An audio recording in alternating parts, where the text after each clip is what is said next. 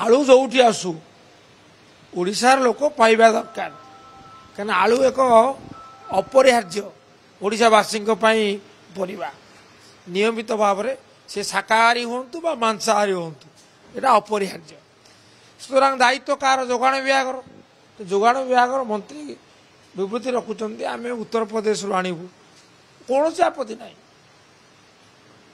किंतु आसूची कि बर्तमान परिस्थिति कौन संगीन 2 दिन खंड टी सुधार आसला आम टे निश्वास मारला बेलू पुणी यथा पूर्व तथा परम ये अति दुर्भाग्य तेणु मु दाबी करे जे मंत्री महोदय जोगाण विभाग मंत्री ये समस्यार गंभीरता को बुझे एवं तुरंत पदक्षेप ग्रहण करेंगे आलू आसब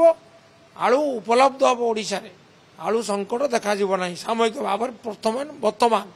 तापर आलू संकट समाधान स्थायी भाव में कौन पदक्षेप नियाजिबो से विषय जो मैंने विशारद आलोचना करी कृषिविद मान सहित आलोचना करी निष्पत्ति ने